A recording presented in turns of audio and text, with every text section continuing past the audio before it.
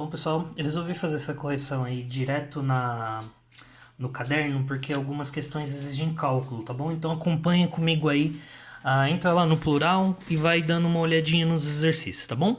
O exercício 22, gente, nada mais é do que a gente fazer algumas regrinhas de 3 aí, para descobrir a quantidade que foi dissolvida, né? No começo do exercício ele fala assim: o estudante recolheu 1 litro de solução saturada, ou seja, ele colocou o máximo que dava para colocar.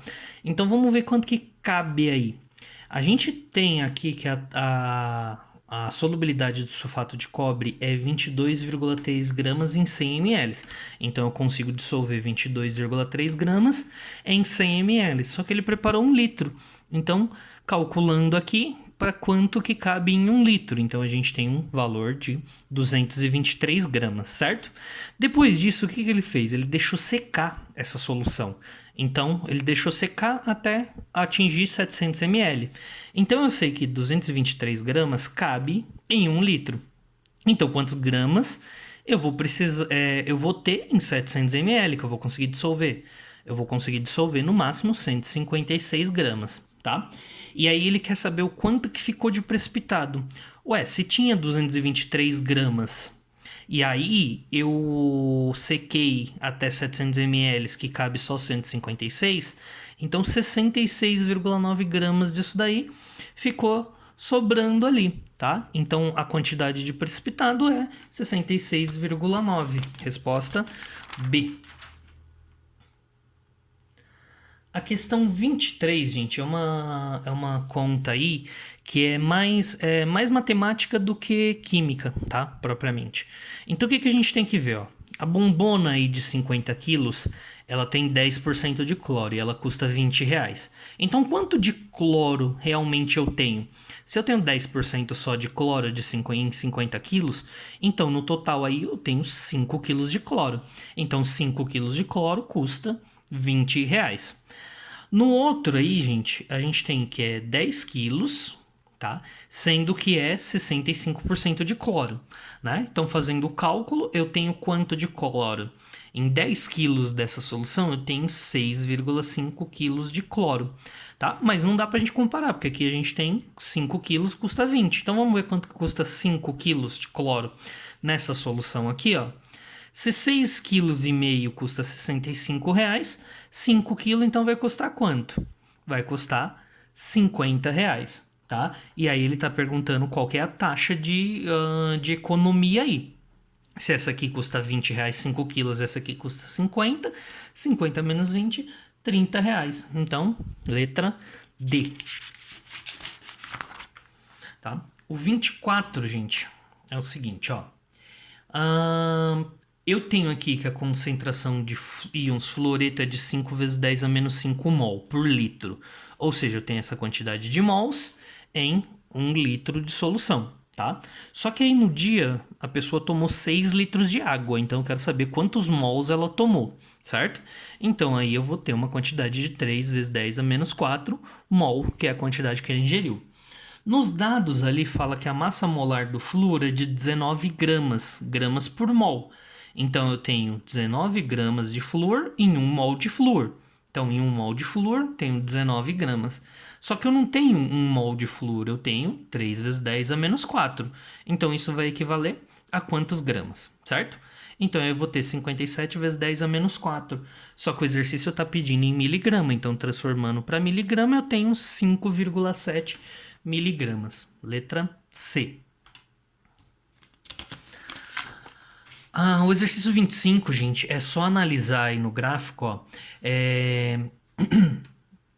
qual dessas substâncias que consegue se dissolver melhor a 100 graus Celsius, tá bom?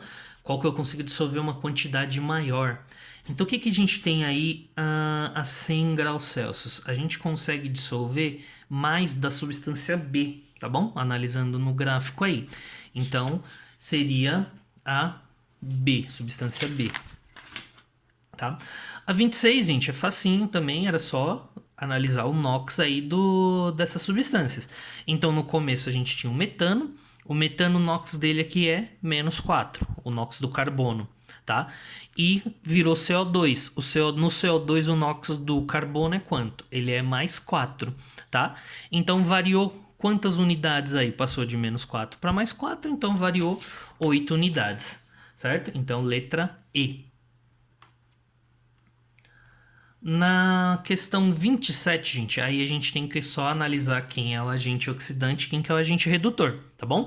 Então aqui eu já calculei os NOx, ó, o NOx do fósforo aqui é menos 3, o NOx dele passou para mais 5. Se o NOx dele aumentou, ele oxidou, então consequentemente ele é um agente redutor, tá bom? Lembra que tem que inverter. O NOx do oxigênio aqui, ó, nos reagentes era 0, tá sozinho é 0. Passou para menos 2 aqui. Então, o NOx diminuiu. Se ele diminuiu, ele reduziu. Se ele reduziu, ele é o quê? Um agente oxidante, tá? Já guarda aí, gente, que o oxigênio sempre vai ser agente oxidante, tá bom? Não pode ser agente redutor. O próprio nome já diz, oxidação, tá? Esse exercício 28 é um exercício de balanceamento, tá? Balanceamento por meio do NOx. Então, o que você tem que fazer? Primeiro, analisar o NOx de todo mundo, ver quem oxidou e quem que reduziu.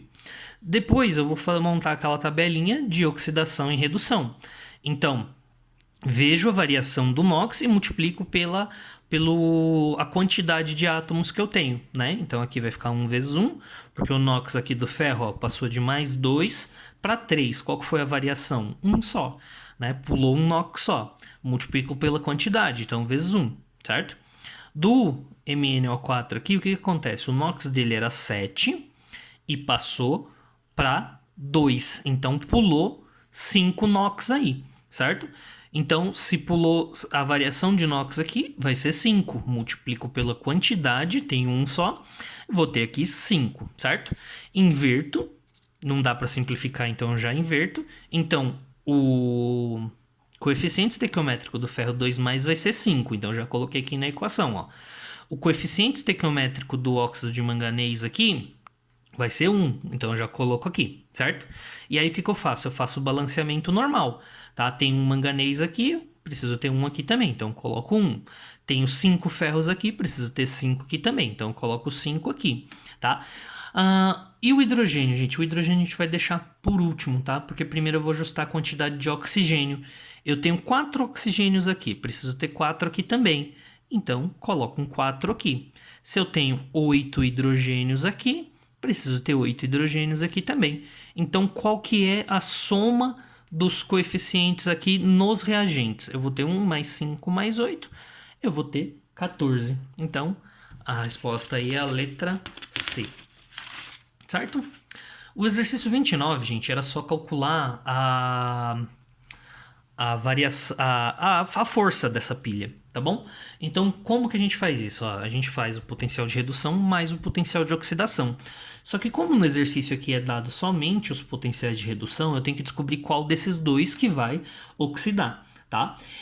Quem que vai oxidar aí, gente? Aquele que tiver um menor padrão de redução, porque ele não gosta de reduzir.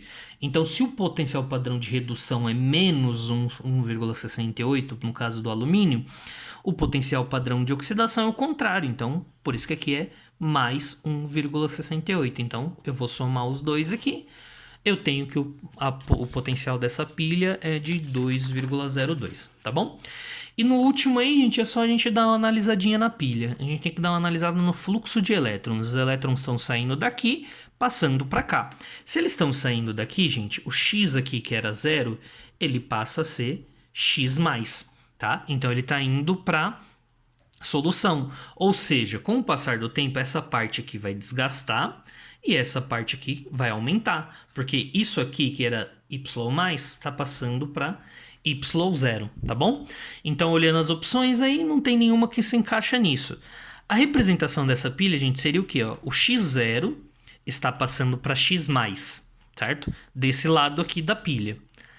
Isso aqui é separando o outro lado. O outro lado da pilha, o Y+, está passando para Y0, tá bom? Então, a representação fica dessa forma aí. Então, a resposta aqui seria a letra E. A representação aqui tá certa, tá ok?